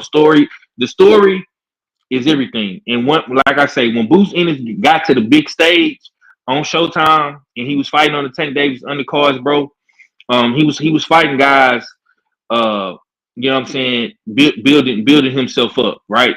And you know, when he got those big fights on Showtime, when he fought Villa, you know, that was a step up fight for him. When he fought Sergey Lipinets, that was a step up fight for him. So I don't think Boots Ennis is overrated. I think that's just a little too harsh for me. You know what I'm saying? Like I say, and I know people probably gonna disagree with my take on that because a lot of people are highly critical of these fighters, and you know they have their own personal agendas and motives that they want to run, and they narratives they want to run, and that's all cool in the YouTube media space or whatever. But now what would make Boots Ennis? I'll say this before I pass the art. What would make Boots Ennis overrated in my mind is if he continues to not fight the guys that we want to see. Like if in his next fight, right? Let's just say his next fight in 2026. If he don't fight uh, a Virgil Ortiz, or he don't fight a Baz Baru or Xander Zayas or Fundora Keith Thurman winner. Let's just say if he fights a guy like Conwell or he fights a guy like Josh Kelly, you know what I'm saying? He fights somebody like that instead of fighting guys that we really want to see. Then he's gonna start getting more and more backlash, and dudes are gonna really start crucifying him and critiquing him and being critical. You know what I'm saying? Um, like I say, I don't think one tune-up fight, welcoming fight to the division. I don't think that fight deems you overrated. When in your last fight before this fight, bro, you fought in a unification, and once again, and like I say, this is very very important. The performance matters in boxing. Performance matters in sports. When you went out there and performed and you made a dude like Stanionis quit. He made Stanionis quit. When you do shit like that, when you make niggas quit, a champion in a unification fight, when you make niggas quit in the corner, I cannot deem that overrated. Tank Davis has never fought in a unification fight. And when he did step up in competition, I never seen Tank Davis make somebody quit in the corner. To me, quitting in the corner is worse than getting knocked out with one single punch, bro. That's just my opinion. But I'm gonna pass to my brother Allfella. I don't want to be too long winded. I hope I answered your question, brother. Allfella, what say you, man? Should Boots Ennis stay at 154, chase the legacy, or go to 160 and chase the legacy? Who has the better fights for legacy defining fights in which divisions? 154 or 160? Boots should stay at 154, no doubt about it. To build his own legacy, to further attract another huge legacy fighter like Sir Budrick, who's not interested in Boots right now. And respectfully, Boots don't have the legacy that Sir Budrick wants to take. There's not enough substance for Sir Budrick to sit down and eat. So therefore, Boots needs to raise his profile in a division that's full of notable fighters, great fighters.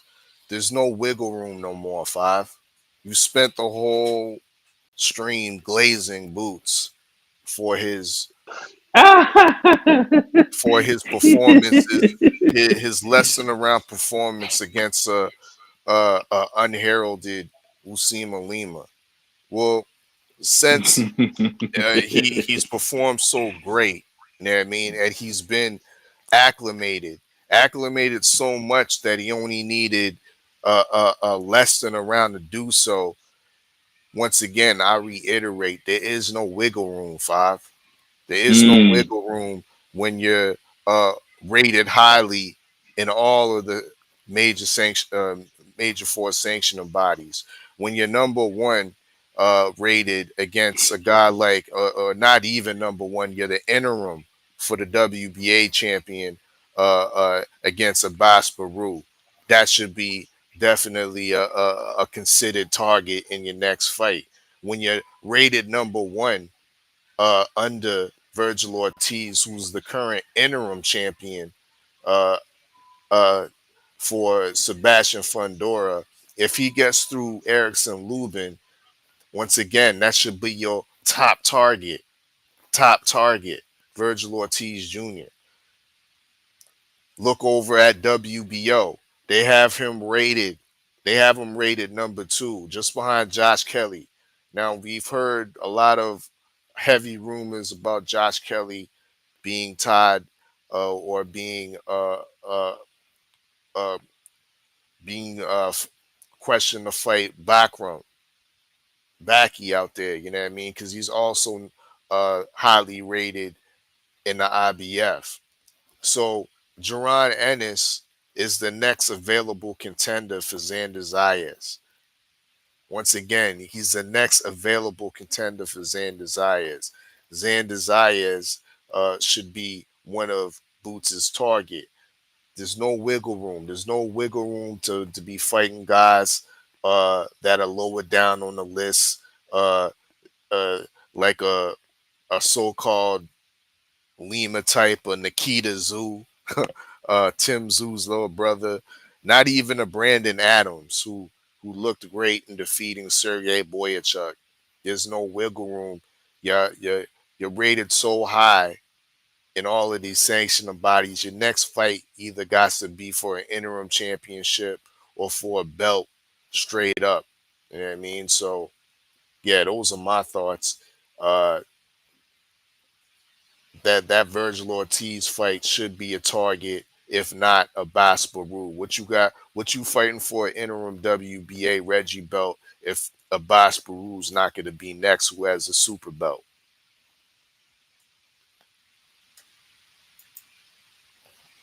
Yeah, I agree. I agree with you, brother, except for the glazing part. I don't feel like I glaze. I just gave y'all the facts. The facts is uh the facts is this, man. Like I say, when you serve a quote unquote can or lesser than, you step on them.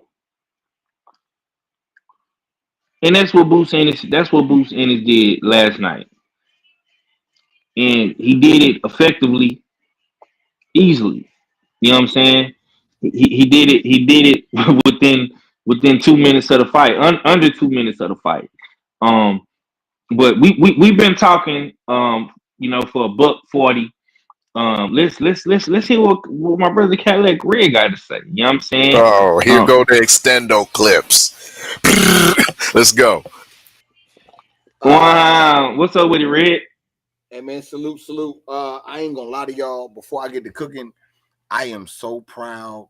My daughter, being 12 years old, played Oh shit. her first high school football game today, and held her own against sophomores, juniors, and seniors. And I ain't been so proud in my life. She ain't like do her thing like how she do with girls her age, but she definitely didn't go out like no sucker. She held her own, caught a couple passes, pulled a couple flags. You know what I'm saying? Had the biggest girl on the other team try to wrestle her for a pass. It made me laugh because I said, "Hey, that's what happened with this. The girl bigger than you." But yeah, man, it was all good. They wound up winning. I was assistant coach, so I got my first W. I'm on one right now. But what's happening? What's happening, Five? Whoa. You can't come up in here and sprinkle, you know what I'm saying, big wood and not give me no details. You know I gotta ask, bro. was it any point in that game was you worried about matching Wood up with the bigger high school girls? Actually, no. Okay. It was because I ain't gonna lie, you know, she didn't play. She wasn't like the safety. She wasn't a corner. They had her watching the quarterback sneaks and watching the dump off to the lineman or to the center.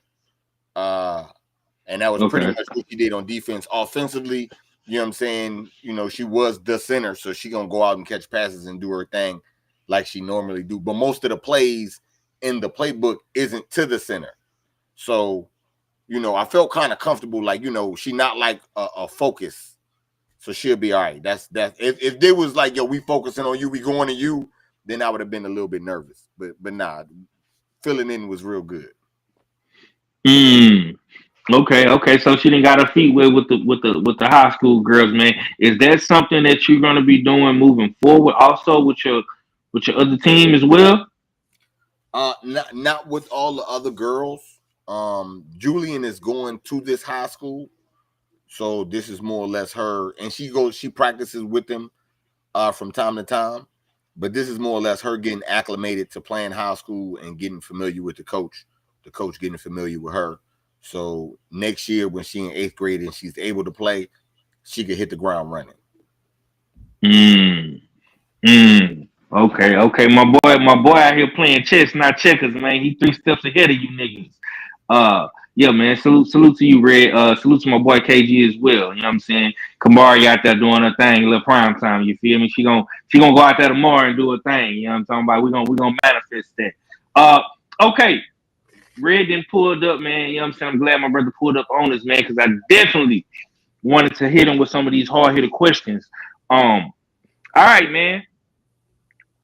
How did you feel about the performance of Mr. Boots Ennis? Was it Roy Jones, Mike Tyson type aura, you know, first round knockout in under 2 minutes? Was Cadillac Red impressed? And did the red factor in for Boots Ennis' performance? This was some Tank Davis shit. You know what I'm saying? Low hanging fruit. It was a great performance. You beat somebody up in 2 minutes. I'm not gonna say that you ain't do your thing. You know what I'm saying? You stopped the man in 2 minutes. Like, let's be real. We're not gonna, but it just left me with more questions than answers. What's the point of saying you need a tune-up if you only gonna fight 2 minutes? What are you tuning up? You know what I'm saying? Like that's just, it just loses me. It loses me because I don't know. And he said he need 2 tune-ups. That's what he was saying. So I'm just confused with that. Fighting somebody out of the top 10 fighters, you fight number 10. Not, you know what I'm saying? Not none of the so-called, or they say, because they say 154 is a Shark Tank. Not none of the Sharks, you fight number 10. A dude who named Ram. His name rhyme with each other. You know what I'm saying? Usima Lima? Come on, man. So I don't know. I just wasn't really sold. But we'll see how it is moving forward, man. I know he talking, as soon as the fight over with, you get to talking all crazy, calling all kind of names out. Eddie Hearn saying he the best, and I told you. And this is what you're supposed to do when you a varsity player about to go pro and you playing JV intramural level. You know what I'm saying? That's what you're supposed to do. You're supposed to shine like that. It should only be 2 minutes. So, you know, shout out to him for doing what he's supposed to do, but we need better competition, man. We need better competition. Okay, I got a good one for you. So, we need more competition. Why didn't any other top 5 a top 10 154 pounder ever signed a contract to fight Boots? If you saying we need more competition, because that's not what Eddie wants. Eddie Hearn is known for getting the low hanging fruit and acting like it's the top of the line. We're not gonna play this game. You know what I'm saying? You know what his team and management do with him. I mean, what they do with all their fighters, and now Boots is one of their guys. So that's what it's gonna be. It's always gonna be low hanging fruit. I thought it was funny, you know what I'm saying? Because the boy named out all these fighters that he'll fight, but he didn't say Barroso. And I'm almost certain that he going after the WBA belt other than fighting Ortiz and all that. See, I see the play. All the people he named, Eddie Hearn gonna send them contracts. Hey, yo, y'all want the opportunity to fight Boots? You know, he the man right now. You get a good payday. I got $15 for y'all. Or y'all don't want to fight for $15? These niggas scared to fight him. We got to go this way. okay. Last question. And I asked Kay and I asked Art Fella the same exact question. Which fighter at 154 pounds gives Boots Ennis the best resistance in a fight? All the champs. All the champs. Okay, all the champs except for the Barroso guy, and we could take him out and you could sub him in with, you know what I'm saying? They got a couple other guys out there, you know what I'm saying? You got a Keith Thurman. You could sub that guy out, put Keith Thurman in there. They got I wouldn't be mad. The people still say Charles Conwell. I'm not mad at that. You know what I'm saying? They 54 is supposed to be like niggas say, this the most popular division. They turning 54 into 60, little by little, with all this, you know what I'm saying, the way everybody moving. I'm just saying. But I say, you know what I'm saying, top guys, I just want to see a good fight from them. Okay. Okay. This is my final closer, and I'm gonna come back to KG. If Boots isn't him at 154, then who is? To me? Nah, KG. Oh. You said who is him at 154? If Boots isn't him at 154, then who is? Sebastian Fundora. Okay. K say Sebastian Fundora. Oh, fella, if Boots isn't him at 154, then who is? Tower Inferno. Red. If Boots isn't him at 154, then who is? You already know what I'm gonna say. You already know, motherfucking Keith, one motherfucking time Thurman beat a nigga ass for 7 rounds. 7 rounds of thunder. The thunder. I'm glad I ain't got the camera on, because I think he said cannons to the left of him. Okay. Cannons to the right of him. Okay, Red. I got another one for you. If every great fighter had daughters, Ali, Tyson, Crawford, are you gonna bet against greatness again? Because you betting against greatness right now with this Keith Thurman shit. Wow, what you mean? How am I betting against greatness? Because you saying Boots Ennis got to do more, and Keith Thurman is him at 154. So every great fighter has daughters or had daughters. Are you going to bet against greatness again? Or are you going to keep betting against Boots Ennis and his greatness? Is what I'm asking you. Because that's what you threw me off, because you talking about Boots Ennis and some greatness shit. I'm lost. I haven't seen the nigga be great. You gotta fight somebody and rise to greatness. Like Keith Thurman did, like Keith Thurman did versus Pacquiao, right? Nah, nigga. Like Keith Thurman did against all them other niggas. Brock Jarvis. Yeah, say, listen, man. Sometimes Brock Jarvis. This is what you talking about? Nah, man, not just Brock Jarvis. Come on, man. Brock Jarvis wasn't nobody, man. Keith Thurman been solidified, man. Don't make me turn into Canelo on you, man. Keith Thurman and fought everybody. I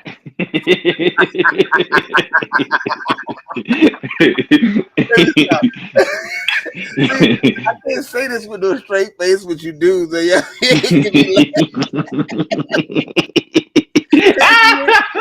KG ain't no better neither, man. KG ain't no better neither, man. I mean, Man, you should have heard these niggas earlier, bro. I was trying to get these niggas to say he was like Mike Tyson, man, but they wasn't going. You know what I'm saying? But look, on that note, man, we gonna get up out of here. You know what I'm saying? It's been a great show. Salute to the guys for pulling up on us. KG, our fella, man, my brother Red came through on the back end, man. He out there chasing greatness. You know what I'm saying? Him and his daughter, they doing great things on that field, man. So salute to him for that. I always love to hear the stories. You know what I'm saying? The daddy duty stories with my brothers, man. You know what I'm saying? All my brothers, man. All fella too. You know, he got his son playing soccer, K, got his daughters in football, basketball, track and field, man. So it's always a great thing to hear my brothers on their daddy duties. But you know what I'm saying? I want everybody to enjoy the rest of their Sunday. We will be outside tomorrow. Red, man, let the people know what you got coming tomorrow, man. Is we on the Beltway tomorrow or we close for construction? What we got coming? No, we outside on the Beltway. We definitely gonna be talking about all the haps out there in boxing, boots and the shenanigans. Cause I'm hey man, everybody out here trying to give credit. Hey, man, Eddie Hearn, man. Eddie Hearn will lie to you in your face. You'll know he lying, and then he'll get out there celebrating some shit, and niggas will celebrate with him. I just don't understand it. So we'll get to, you know what I'm saying, get to cooking on that a little bit tomorrow with shit. But yeah, man, salute to the guys, man. Salute 503 line, man. Our fella KG and the rest of the suspects, man. It's the usual suspect Ting. Salute to the mighty LDBC, man. Holla at y'all in a minute, though. Yes, sir, man. The hardest working man in the six right now. You know what I'm saying? KG, you've been putting in a lot of work, man. You say you did 7 days this week at the job, man. I know you reset, man. Let the people know what you got coming, man. You know what I'm saying? We talked a little bit earlier. I don't want to say nothing, man. But if you want to say something, be my guest, my brother. Y'all stay tuned, man. We got Tales from the B-side. It's gonna be, you know what I'm saying, we're gonna roll with it. And like I said, this ain't something I should announce, you know what I'm saying? Because y'all motherfuckers, when y'all see it pop up, y'all already know, you know what I'm saying, when the promo comes for it. But life is life right now. And I tell everybody, I said this time of the year is crazy. Because like I said, me being a single dad, and then I'm trying to turn the wheels to make the donuts over here, and then still be a dad that's at every sporting event that I can try to be at. You know what I'm saying? So yeah, y'all stay tuned to that. And then we almost, where we at? We getting real close. We almost 30 days out. So I already know the tide gonna change and everybody gonna be talking about them one card and one card only. So I'm looking forward to this upcoming month, and I hope everybody else is too, because I'm about to be on some bullshit. KG, yeah, man, this nigga here crazy. All right, man, we're gonna go to the creator, the mad scientist, man. When you see the visuals, you know what I'm saying, the thumbnails, the drip, you got to give it to my man Jake Steels, the R fella. Close us out, bro. let the people know what you got coming, bro. Yeah, another great cook. You know what I mean? Usual Suspect Sundays. Make sure y'all smash that like button, share that stream. Of course, it's the usual suspect thing. Shop usual. Get yourself a squabble up tee or clean fighted tee. Like I said, Letterman jackets are out. We also got denim jackets out. Usual suspect six lion denim jackets. The kicks. I mean, the US6 kicks are on sale right now. So definitely tap into that. But yeah, y'all know what it is. It's your favorite yet your most hated odd fella. Salute to the usual suspects indeed. And I'm Gizon. Yes, sir. Y'all be sure to tune in tomorrow, man. Bullshit on the Bellway, man. It's gonna be a classic. You know what I'm saying? I know Red gonna come with that red factor shit. You know what I'm saying? My boy gonna be doing his thing over there. So y'all be sure to tune in tomorrow. Like I said, we got more content coming next week. Boxing gonna be a little drizzy. I think Danny Garcia fight next week. My boy Keith Cologne fight too on the undercard, man. So salute to my boy, Jersey's own, North's very own, my boy Keith Cologne. He the next thing coming out of Jersey. Remember I told you that, man. And on that note, we gone. Deuces. Brought to you by Usual Suspect 6.